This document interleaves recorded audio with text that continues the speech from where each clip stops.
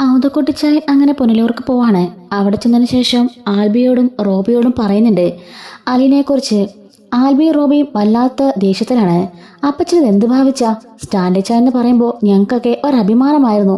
ഇപ്പോളെ നേരെ അപമാനമായി പോയി. ഇങ്ങനെ അവിഹിതത്തില് ഒരു കൊച്ചുണ്ടെന്ന് ആരറിഞ്ഞു? ഇന്നവരെ ഈ കഥകളൊന്നും ഞങ്ങൾ അറിഞ്ഞിട്ടില്ലല്ലോ. എടാ കൊച്ചനെ, നിങ്ങളന്ന് കുഞ്ഞാ. എൻ്റെ അമ്മ മരിച്ച സമയത്തായിരുന്നു സ്റ്റാലിക്ക് ആഗ്രയിൽ വെച്ച് ഒരു ഹിന്ദു പെണ്ണുമായിട്ട് അടുപ്പമുണ്ടായിരുന്നു. അതിലുള്ളതാ ഈ പെണ്ണ്. അത് ശരി തന്നെയാണോ അപ്പച്ച? അതോ ഏതെങ്കിലും ഒരുത്തി ആ എസ്റ്റേറ്റൊക്കെ അടിച്ചു മാറ്റാൻ വേണ്ടി കയറി വന്നതാണോ? എൻ്റെടാ, ഞാനും അങ്ങനെ കരുതിയത്. പക്ഷെ അവിടെ ചെന്നപാടെ ഞാൻ ഞെട്ടിപ്പോയി. എന്താണ് ഇത്രമാത്രം ഞെട്ടാൻ? അതെ, നിങ്ങൾ നേരിട്ട് കാണുമ്പം നിങ്ങൾക്കും മനസ്സിലാവും. നിങ്ങളൊന്ന് ഞെട്ടി വിറയ്ക്കും എന്ന് പറയുന്നുണ്ട്. എങ്കിലും എൻ്റെ അപ്പച്ച, ഇത് വല്ലാത്ത കൊടും ചതിയായിപ്പോയി. എവിടെയോ കിടന്ന പാമ്പിനെയൊക്കെ എടുത്ത് തോളെ വെച്ച അവസ്ഥയായില്ലേ? അല്ല, റീത്താമ്മയൊക്കെ ഇത് അറിഞ്ഞല്ലേ? അറിഞ്ഞിട്ട് അങ്ങോട്ട് പോയിട്ടുണ്ടെന്നറിഞ്ഞു. അവള് പോട്ടടാ, സ്റ്റാലിയുടെ മുമ്പിലെ ഒരുത്തേയും പിടിച്ചു നിൽക്കില്ല. അവളല്ല, അവളുടെ ചത്തുപോയ അപ്പം വന്നാൽ പോലും എൻ്റെ സ്റ്റാൻലി മോൻ്റെ ഒരു രോമത്ത് തൊടാൻ പറ്റുമെന്ന് നിനക്ക് തോന്നുന്നുണ്ടോ എന്ന് ചോദിക്കാണ്. അപ്പോഴേക്കും സാന്ദ്ര ചോദിക്കുന്നുണ്ട്, അല്ല അപ്പച്ച, ഈ ബന്ധത്തെക്കുറിച്ച് ഞങ്ങളൊന്നും അറിഞ്ഞിട്ടില്ലല്ലോ. എൻ്റെ മോളെ, അതിപ്പോഴുള്ള ബന്ധമൊന്നും അല്ല. ദൈവന്മാരൊക്കെ ചെറുതായിരുന്നു. അതായത് ഇവന്മാരെയൊക്കെ അമ്മ മരിച്ച സമയത്ത്. അന്ന് സ്റ്റാലിക്കും 18 വയസ്സൊക്കെ ഉള്ളൂ. അവനൊന്ന് ആഗ്ര കൺവെൻമെന്റില് ജോലി ചെയ്തുകൊണ്ടിരിക്കുന്ന സമയത്താ. നിന്നെ ഒന്നും അന്ന് ഇവിടെ കെട്ടിക്കൊണ്ട് വന്നിട്ടില്ല. ആ സമയത്തായിരുന്നു അവനും അവളുമായിട്ടുള്ള ആ പ്രേമം, 23 കൊല്ലം മുമ്പ് എന്ന് പറയാണ്. എങ്കിലും അപ്പച്ച, അത്രയും വർഷം പഴക്കമുള്ള ബന്ധത്തില് ഒരു കുഞ്ഞുണ്ടാവുക, ആ കുഞ്ഞ് ഇത്രയും വർഷം കഴിഞ്ഞ് അന്വേഷിച്ചെത്തുക, ഇതിലൊക്കെ എന്തോ ഒരു പന്തികേടില്ലേ? ഞാൻ പറഞ്ഞില്ലേ റോബിച്ച, അത് ഓർത്തുകൊണ്ടാ ഞാൻ അങ്ങോട്ടേക്ക് പോയത്. പക്ഷേ അത് കള്ളവല്ലടാ, അത് ലാലിച്ചിന്റെ മോള് തന്നെയാ. ഒരു മാറ്റമില്ല. ആഹാ, എങ്കിൽ ഞങ്ങക്ക് അവളെന്ന് കാണണമല്ലോ. അതിനെന്താ, നാളെ തന്നെ നമുക്ക് പോയേക്കാം. അല്ലപ്പോ ഷെറിന്റെ കാര്യമോ? അത് നമുക്ക് എന്തേലുമൊക്കെ ചെയ്യാം. അല്ലെങ്കിൽ അവളെ ഇങ്ങോട്ടേക്ക് കൊണ്ടുവന്നാലോ എന്ന് അപ്പച്ചൻ ചോദിക്കുമ്പം അത് വേണ്ട, അത് ശരിയാവില്ല എന്ന് റോബി മാൽവിയും പറയാണ്. എന്താണ് ശരിയാവാത്തത്? ഇതേ കൊട്ടാരമറ്റം തറവാടാ. നിങ്ങൾക്ക് മാത്രം അവകാശപ്പെട്ടതല്ല, ലാലിച്ചനും ഇതിൻ്റെ എല്ലാ നേർപ്പകുതി അവകാശവും ഉണ്ട്. ആ അവകാശം അവൻ്റെ മോക്കും ഉണ്ട് എന്ന് പറയുമ്പം അപ്പച്ചനപ്പോ അത് ലാലിച്ചൻ്റെ മോളായിട്ടങ്ങ് ഉറപ്പിച്ചോ? പിന്നെ ഉറപ്പിക്കാതെ, അതെൻ്റെ പൊന്നു മോളാ. അല്ല, അപ്പച്ചൻ എപ്പോൾ വരുമെന്ന് പറഞ്ഞിട്ട് പോയതാ, എന്നിട്ട് ഇപ്പോഴാണോ അപ്പച്ചൻ തിരികെ വന്നത് എന്ന് ചോദിക്കുമ്പം അത് പിന്നെ എൻ്റെ മോളടുത്തുനിന്ന് എനിക്ക് വരാൻ തോന്നണ്ടേ? ആഹാ, അപ്പച്ചൻ്റെ മനസ്സപ്പോ അവൾ അത്രമാത്രം കീഴടക്കിയോ? പിന്നല്ലാതെ, അവളെൻ്റെ പൊന്നു മോളാടാ. അവളെ കാണുമ്പം നിങ്ങളുടെ മനസ്സ് മാറും. പിന്നെ ഇത്തിരി പോകുന്ന പീക്കിരി പെണ്ണെ കണ്ട ഞങ്ങളുടെ മനസ്സ് മാറാൻ പോവാണോ എന്ന് ചോദിക്കുന്നുണ്ട്. അല്ല, റീത്തമ്മ വന്നിട്ട് വലിയ ബഹളമൊക്കെ ആയിരുന്നല്ലേ? അവള് പട്ടക്കാരെയും പള്ളിക്കാരെയും ഒക്കെ കൂട്ടിക്കൊണ്ടാ പോയത്. അത് മാത്രമല്ല, കുറെ പാർട്ടിക്കാരെയും പള്ളിയച്ചനെയും എല്ലാം. എന്നിട്ട് എന്തായി? എല്ലാവരും അവൻ്റെ മുമ്പിൽ മുട്ടുമടക്കി ഇറങ്ങി പോവേണ്ടി വന്നില്ലേ? അതാണ് ലാലിച്ചൻ. അവന് 23 വർഷം മുമ്പ് ഒരബദ്ധം സംഭവിച്ചു പോയി. അതിൻ്റെ പേരിൽ ഇപ്പോൾ അവനെ ക്രൂശിക്കാൻ പോയാൽ അത് ശരിയാവോ? അവൻ തുറന്നു പറഞ്ഞ് അവൻ്റെ ജീവിതം കളയണ്ടെന്ന് കരുതി, അത്രേ ഉള്ളൂ. പണ്ട് പ്രണയിച്ചവരാരും വിവാഹം കഴിക്കുന്നില്ലേ? വേറെ കുട്ടികളുണ്ടാവുന്നില്ലേ? ജീവിക്കുന്നില്ലേ? പിന്നെ ഇവർക്ക് മാത്രം എന്താ ഇത്ര വിഷയം? അത് റീത്താമ്മയ്ക്കാ വിഷയം. എൽസമ്മയ്ക്ക് പോലും അത്ര കുഴപ്പമില്ല. പിന്നെ റീത്താമ്മയുടെ കാര്യമൊന്നും അവൻ മൈൻഡാക്കുന്ന പോലും ഇല്ല. കുറെ ഭീഷണിപ്പെടുത്തിട്ടാ പോയത്. എൻ്റെ അലീന മോളെ അവള് കൊല്ലുമെന്ന്. എൻ്റെ അലീന മോളെ രോമത്തിൽ തൊട്ടാലേ അവളെ ഞാൻ കൊന്നുകളയും എന്ന് പറയുമ്പം ഇത്ര പെട്ടെന്ന് അപ്പച്ചൻ അവളോട്ടങ്ങ് അടുത്തോ? അപ്പച്ചൻ പറഞ്ഞു കേൾക്കുമ്പോൾ ഞങ്ങളെക്കാട്ടിലൊക്കെ അപ്പച്ചന് കാര്യമായും തോന്നല്ലോ അലീനെ. പിന്നെ അല്ലാണ്ട് അവളെ കണ്ടാലേ ആരാണെങ്കിലും, നിങ്ങളിപ്പോൾ രണ്ടുപേരിൽ ആണ് അവളെ കണ്ടെങ്കിലും നിങ്ങൾ ഉറപ്പായും അവളെ ഇരുകൈ നീട്ടി സ്വീകരിക്കും എന്ന് പറയുമ്പോൾ അത്രയ്ക്ക് വല്ല മഹത് വ്യക്തിയാണെങ്കിൽ ഞങ്ങൾക്കൊന്ന് കാണണമല്ലോ എന്നൊക്കെ പറയുന്നുണ്ട്. അപ്പം സാദർ ചോദിക്കാണ്, അല്ല പച്ച, എന്തു പറ്റി പിന്നെ ആ ബന്ധം നടക്കാതെ പോയത്? അത്രയ്ക്ക് രണ്ടുപേർക്കും ഇഷ്ടത്തിലായിരുന്നു, ഡീപ്പ് പ്രായത്തിലൊക്കെ ആയിരുന്നെങ്കിൽ പിന്നെ ആ ബന്ധം നടക്കേണ്ടിയിരുന്നതല്ലേ? പിന്നെ എന്ത് സംഭവിച്ചു എന്ന് ചോദിക്കുമ്പം അവതക്കുട്ടിക്ക് അതിലൊരു കുറ്റബോധമുണ്ട്. അവതക്കുട്ടികളെ കൂടിയിട്ടാണല്ലോ ആ ബന്ധം വേണ്ടാന്ന് വെച്ചത്. അതുകൊണ്ടാണല്ലോ അലീനെ ഇത്രയും കാലം താൻ മിസ് ചെയ്തത്. അവതക്കുട്ടി പറയാണ്, അത് ഞങ്ങൾ കാരണന്മാരുടെ കുഴപ്പമെന്ന് പറഞ്ഞാൽ മതി. അന്നും അന്തസ്സോട്ടൊരു കളിക്കും ഞാൻ തയ്യാറല്ലായിരുന്നു. ഇന്നത്തെ പോലെയല്ല. പണ്ട് ഞാൻ വളരെ മുറുകെ പിടിച്ചിരുന്ന ഒരാളാ, അന്തസ്സും അഭിമാനവും എല്ലാം. കൊട്ടാരമറ്റം തറവാടെന്ന് പറഞ്ഞാലേ പേര് കേട്ട തറവാട്ടുകാരായിരുന്നു. പള്ളിയും പ്രമാണമൊക്കെ ഞങ്ങളുടെ കൈക്കുമ്പിളിലായിരുന്നു. ആ സമയത്ത് എൻ്റെ മോൻ ഒരു ഹിന്ദു പെണ്ണെ പ്രേമിക്കുന്ന അറിഞ്ഞപ്പോൾ അതെനിക്ക് സഹിക്കാനായില്ല. അവനിവിടെ വന്ന് കാര്യങ്ങൾ പറഞ്ഞപ്പോൾ സമ്മതിക്കില്ലെന്ന് ഞാൻ തീർത്തു പറഞ്ഞു. ഞാനും എൻ്റെ ചേട്ടനിയന്മാരും എല്ലാവരും ഒത്തോടെ പറഞ്ഞു അതിന് സമ്മതിക്കില്ല എന്ന്. അങ്ങനെ ഒരു തീരുമാനം ഉണ്ടായ പിന്നെ അവൻ എൻ്റെ മകനില്ലെന്നും ഞങ്ങൾ പറഞ്ഞു. അവനോട് വന്ന സമയത്ത് ആ പെണ്ണിൻ്റെ വീട്ടുകാർ അവളെ അവിടെ നിന്ന് കൊണ്ടുപോയി എവിടേക്കോ ഒളിപ്പിച്ച് താമസിപ്പിക്കുകയായിരുന്നു. ആ സമയത്ത് ആ പെണ്ണ് ഗർഭിണിയായിരുന്നു. അങ്ങനെ അവളുടെ പ്രസവം കഴിഞ്ഞു. ആ കൊച്ചിനെ അവരുടെ വീട്ടുകാർ കൊണ്ടുപോയി അനാഥാലയത്തിലാക്കിയതാ. 23 വർഷങ്ങൾക്ക് ശേഷം തൻ്റെ അമ്മയും അച്ഛനും അന്വേഷിച്ച് വന്നതാ ആ കൊച്ച്. അതൊക്കെ സത്യമാണോ എൻ്റെ പൊന്നപ്പച്ച? ഈ പ്രേമകഥകളൊക്കെ സത്യം തന്നെയാ, എനിക്കറിയാമല്ലോടോ. അല്ല, അന്ന് ആ കൊച്ചിനെ അനാഥാലയത്തിൽ കൊടുത്തെന്ന് അപ്പച്ചനറിയോ? അന്ന് ആ കുഞ്ഞിനെ അനാഥാലയത്തിൽ കൊടുത്തോളാൻ ഞാനും കൂടിയാ പറഞ്ഞത്. കൊല്ലുവോ തിന്നുവോ എന്താ ചെയ്യാൻ അന്ന് ഞാനും പറഞ്ഞുപോയി. അതിൻ്റെ പേരിൽ എനിക്കിപ്പോൾ ഒത്തിരി കുറ്റബോധമുണ്ട്. ഞാൻ ഒരുപാട് വിഷമിക്കുന്നുണ്ട് എന്ന് അപ്പച്ചൻ പറയുന്നുണ്ട്. എന്നാ പിന്നെ ഞാൻ നാളെ തന്നെ പോയിട്ട് എൻ്റെ മോളെ ഇങ്ങോട്ട് കൊണ്ടുവരാം. അവളോട് ബൈജുനോട് ഇങ്ങോട്ട് കൊണ്ടുവരാൻ പറഞ്ഞാൽ പോരെ? അപ്പച്ചൻ ഇന്നല്ലേ ഇങ്ങോട്ടേക്ക് ഡ്രൈവ് ചെയ്ത് വന്നത്, നാളെ തന്നെ എന്നിട്ട് പോണോ? എങ്കിലും വേണ്ട, അവൾക്ക് വേണ്ടി അത്രയ്ക്ക് റിസ്ക് ഒന്നും എടുക്കണ്ട. അവൾ ഇങ്ങോട്ടേക്ക് കൊണ്ടുവന്നാൽ മതി. അതിനി സ്റ്റാലി സമ്മതിക്കുമെന്ന് അറിയില്ലല്ലോടാ. ഓ, സ്റ്റാലിച്ചാനപ്പം സമ്മതിക്കില്ലേ? ഇല്ലടാ, അവനിപ്പോളെ ഒരു നേരം പോലും അവൻ്റെ മോളെ പെരിഞ്ഞിരിക്കാൻ വയ്യാണ്ടായി. അതുമാത്രമല്ല, നിനക്കറിയോ ലാലിച്ചിൻ്റെ കുടി പകുതി കുറഞ്ഞു. പണ്ട് നേരം വിളിക്കുന്ന വയ്യോളം ഗ്ലാസും കൈ വെച്ചോണ്ടിരുന്നവനെ ഇപ്പം അതിനൊരു ഒഴിവാക്കി കൊടുത്തിട്ടുണ്ട്. മോളുടെ കൂടെ കറങ്ങാൻ പോവുക, ടൗണിൽ പോവുക, അതുപോലെ പട്ടികളായിട്ട് കളിക്കുക. അങ്ങനെ അവൻ്റെ ജീവിതത്തിലും ഓരോ അർത്ഥമൊക്കെ ഉണ്ടായി തുടങ്ങി. അല്ല, അപ്പം എൽസമ്മയും കുട്ടികളും ഒന്നും പറഞ്ഞില്ല അപ്പച്ചാ? എൽസമ്മ എന്ത് പറയാനാ? റിഹിത്തമ്മ എന്ത് പറയുന്നോ അതല്ലേ അവളുടെ വേദവാക്യം. അതും മോള് കേട്ടുകൊണ്ട് അവൾ മിണ്ടാതെ നിൽക്കും. ചിലപ്പോൾ ഒന്ന് കരയും, അത്രമാത്രം. പിന്നെ ടെൽസമ്മളുടെ കാര്യം നിങ്ങൾക്കറിയാലോ. ആ പാവം അവള് അതിനെ സ്വീകരിച്ചു, അവൾക്കൊത്തിരി ഇഷ്ടപ്പെട്ടു. പിന്നെ ഡാനിയ, അവള് ആ റീത്താമ്മയുടെ തനി സ്വരൂപമല്ലേ, ഒരിക്കലും അവൾ അംഗീകരിക്കില്ലല്ലോ. അവളതുകൊണ്ട് അതുപോലെ തന്നെ അപ്പനെ എതിർത്ത് നിൽക്കുമായിരുന്നു. ആകെപ്പാടെ അവിടെ ഒരു യുദ്ധക്കളമായിരുന്നു. ആ ലാലിച്ചിന് ഒറ്റയാൾ പോരാട്ടം നടത്തിക്കൊണ്ട് അവിടുന്ന് എല്ലാവരെയും പറഞ്ഞയച്ചു എന്ന് പറയുന്നുണ്ട്. അങ്ങനെ പുനലൂരിൽ നിന്നും അപ്പച്ചനാണെങ്കിലോ സ്റ്റാലിയെ വിളിക്കുന്നുണ്ട്. അവിടെ വന്ന് അവരോട് കാര്യങ്ങളൊക്കെ പറഞ്ഞപ്പോൾ അവർ കലിനെ കാണണമെന്നുണ്ടെന്നും ഒന്ന് കൊണ്ടുവരാമോ എന്നും ചോദിക്കുകയാണ്. അപ്പച്ച, അത് വേണ്ട, എൻ്റെ മോളെ ഞാൻ ആർക്കും വിട്ടുകൊടുക്കാൻ ഉദ്ദേശിക്കുന്നില്ല. എടാ, വിട്ടുകൊടുക്കാനല്ലടാ, ഇവിടെ വന്ന് അവളുടെ താമസിക്കട്ടെ. ഇത് അവളുടെ തറവാട് കൂടിയല്ലേ. അവൾക്ക് എല്ലാവരും ഉണ്ടെന്ന് അവളും അറിയട്ടെ, നാട്ടുകാരും അറിയട്ടെ. അവൾക്ക് കൊച്ചപ്പന്മാരുണ്ടെന്നും അതുപോലെ ആൻറ്റിമാരുണ്ടെന്നും ഒക്കെ അവൾ അറിയട്ടടാ. അവളുടെ തറവാട് വീട് അവളൊന്ന് കാണട്ടെ എന്ന് പറയുമ്പം അതിൻ്റെ ആവശ്യമുണ്ട് അപ്പച്ച. ഞാനിപ്പോൾ ഒറ്റയ്ക്കല്ലേ ഉള്ളൂ. അവൾ പോയി കഴിഞ്ഞാൽ ആഹാ ലാലിച്ച, ഇത്രയും കൊല്ലം നീ ഒറ്റയ്ക്കല്ലായിരുന്നോ? ഇപ്പോഴല്ലേ അവൾ കൂട്ടുവന്നത്. എന്നിട്ട് നിനക്കിപ്പോൾ അവളെ പിരിയാൻ വയ്യേ? അത് പിന്നെ ഇപ്പോൾ ഒരു ഒച്ചയനക്കൊക്കെ ഉണ്ടപ്പച്ച. അവൾ പോയി കഴിഞ്ഞാൽ അതങ്ങ് ഇല്ലാണ്ടാവും. അത് സാരമില്ല, നാളെ നീ ബൈജുനെയും കൂട്ടി അവളെ ഇങ്ങോട്ടേക്ക് പറഞ്ഞേക്ക്. ഒരാഴ്ച അവളോട് നിൽക്കട്ടെ. ഒരാഴ്ചയൊന്നും പറ്റില്ല, കൂടിപ്പോയാൽ 2 ദിവസം. അതിനിപ്പുറം അലീനെ തിരിച്ചു കൊണ്ടാക്കണം, മനസ്സിലായല്ലോ? 2 ദിവസമൊന്നും പറ്റില്ല. എനിക്കും എൻ്റെ മോടെ കൂടെ കുറച്ച് ദിവസം നിൽക്കണ്ടേ? എങ്കിൽ അപ്പച്ചൻ ഇങ്ങ് പോരെ. അതെങ്ങനാണോ? കളത്തിൽ അടയ്ക്കാൻ വരയ്ക്കാൻ കിടക്കുന്നു, തേങ്ങിടാൻ കിടക്കുന്നു. അതിനെല്ലാം ഞാൻ കൂടെ പോവണ്ടേ? എനിക്ക് അവിടെ ഒന്ന് അങ്ങനെ ഇരിക്കാൻ പറ്റുമോ? എൻ്റെ മോളെ കാണാതിരിക്കാനും പറ്റില്ലല്ലോ.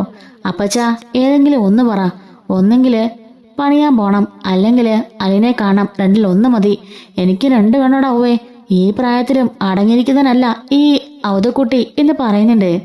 നാളെ രാവിലെ തന്നെ എൻ്റെ മോളെ നീ ഇങ്ങോട്ടേക്ക് അയച്ചേക്ക്. പിന്നെ അവളോട് പറഞ്ഞേക്കണം ആ വീട്ടിലിരുന്ന ചുരിദാറൊന്നും വേണ്ടാന്ന്. കുറച്ച് വില കൂടിയ ചുരിദാർ അവൾക്ക് വാങ്ങിക്കൊടുത്തു വിടണം. അപ്പച്ച, അതെല്ലാം അവളുടെ കയ്യിൽ ഇഷ്ടം പോലെ ഉണ്ട്. വില കൂടിയതെല്ലാം ആ പാലായിലെ മേനോനും പിന്നെ ഞാനും ഒക്കെ വാങ്ങിച്ചു കൊടുത്തിട്ടുണ്ട്. അതെല്ലാം അലമാരിയിൽ ഭദ്രമാക്കി വെച്ചിട്ടാ ഈ പന്ന ഡ്രസ്സ് ഇട്ടു നടക്കുന്നത്. പറഞ്ഞാൽ കേൾക്കണ്ടേ? അയാളെ സ്വർണത്തിൽ പൊതിഞ്ഞ ഇങ്ങോട്ടേക്ക് പറഞ്ഞയച്ചത്. ഏകദേശം 10-15 പവൻ കാണും. അത്രയും സ്വർണം അണിയിച്ച അയാൾ ഇങ്ങോട്ടേക്ക് വിട്ടത്. എന്നിട്ട് അതൊന്നും ഇതുവരെ ഞാൻ കണ്ടിട്ടില്ല. എല്ലാം ഊരി അകത്ത് വെച്ചിട്ടുണ്ട്. ആർക്ക് വേണ്ടിയാണോ എന്തോ എന്ന് സ്റ്റാൻലി പറയുന്നുണ്ട്. ആ, നീയെങ്കിലേ അതെല്ലാം ഇടിച്ച്, അല്ലെങ്കിൽ പുതിയ കുറേ വാങ്ങിച്ചു കൊടുക്കണ. എല്ലാം ഇടിച്ച് വേണം അവളെ ഇങ്ങോട്ടേക്ക് പറഞ്ഞയക്കാൻ എന്ന് പറയുമ്പോൾ ശരി എന്നും പറഞ്ഞ് സ്റ്റാൻലി മനസ്സോടെ ഫോൺ കട്ടാക്കുന്നുണ്ട്. അങ്ങനെ സാന്ദ്രയാണെങ്കിലോ അകത്തേക്ക് ഹസ്ബൻഡിനെയും കൂട്ടിക്കൊണ്ട് പോവാണ്. എന്താ റോബിച്ച ഇതൊക്കെ? എന്താടി? അല്ല, ഇനി അവക്കൂടി ഞാൻ വെച്ചു വിളമ്പണോ നിങ്ങളുടെ ഏട്ടൻ്റെ അവഹിത സന്തതിക്ക്? ഇപ്പോൾ ഇവിടെ തന്നെ നിങ്ങളുടെ അനിയനും പിന്നെ നിങ്ങളുടെ പെങ്ങളുണ്ടല്ലോ, അവളെയും പോറ്റി ഞാൻ മടുത്തു. നിങ്ങളുടെ അപ്പച്ചനെ ഒരു ജോലിക്കാരി പോലെയും കൊണ്ടുതരാൻ പറഞ്ഞിട്ട് നിങ്ങൾക്ക് പറ്റില്ലല്ലോ. എന്നിട്ടിപ്പോൾ അവർ കൂടി ഞാൻ വെച്ചു വിളമ്പണമായിരിക്കും അല്ലേ? എന്നെ കൊണ്ട് പറ്റില്ല. നീ എന്താടി ഇങ്ങനെയൊക്കെ പറയുന്നേ? അവൾ വന്ന പാടെ അവൾക്ക് വെച്ചുളമാനല്ല, അവളെ ഇവിടുന്ന് പറപ്പിക്കാനാ നമ്മൾ പോണത്. അല്ലാതെ അവളെ കയറ്റി സൽക്കരിക്കാനില്ല. പിന്നെ എൻ്റെ അപ്പച്ചനും എനിക്കൊക്കെ വിളമ്പി തരുന്നത് നിനക്ക് ബുദ്ധിമുട്ടാണോ? ബുദ്ധിമുട്ടാണെന്നല്ല ഞാൻ പറഞ്ഞത്. എനിക്കൊരു കൈസഹായത്തിന് ഒരാൾ വേണം. ഞാൻ അവിടെ കിടന്ന് കഷ്ടപ്പെടുക. അവളുടെ കാര്യം അറിയാലോ, റാണിയുടെ കാര്യം. റാണീനെ നോക്കണമെങ്കിൽ ഞാൻ തന്നെ വേണം. എന്തൊക്കെ മരുന്നൊക്കെ കൃത്യസമയത്ത് കൊടുക്കണം, ഫുഡ് കൊടുക്കണം. ചില സമയത്ത് ഇറങ്ങി ഓടിക്കളയും. എല്ലാം നോക്കേണ്ടത് ഞാനല്ലേ? അതുകൊണ്ടല്ലേ പറഞ്ഞത്. നീ വിഷമിക്കാതെ. ഞാനൊരു അഡ്വർടൈസ്മെന്റ് കൊടുത്തിട്ടുണ്ട്. അതുപോലെ കുറേ കമ്പനിയിലും പറഞ്ഞിട്ടുണ്ട്. നല്ല വിശ്വസ്തനായ ഒരു ജോലിക്കാരിയെ വേണ്ടേ? കിട്ടുമ്പോൾ തന്നെ ഇങ്ങോട്ട് കൊണ്ടുവരാം. നീ വിഷമിക്കാതെന്ന് പറയുന്നുണ്ട്. അങ്ങനെ സാന്ദ്രയ്ക്ക് അലീന വരുന്നതിനോട് ഒട്ടും താല്പര്യമില്ല. ഷെറിനെ അടച്ചുപൂട്ടി ഒരു മുറിക്കകത്തിട്ടിരിക്കുകയാണ്. ഷെറിന് ഏതു നേരവും ഇറങ്ങി ഓടാനും ഒക്കെ ഭാവിക്കും. എന്നാൽ സാന്ദ്ര അടുത്ത് മാത്രമേ കുറച്ചൊക്കെ ഒതുങ്ങി നിൽക്കുകയുള്ളൂ കേട്ടോ. അങ്ങനെ പിറ്റേ ദിവസം രാവിലെ തന്നെ ബൈജുവിൻ്റെ കൂടെ അലീനയെ പറഞ്ഞേക്കാണ്.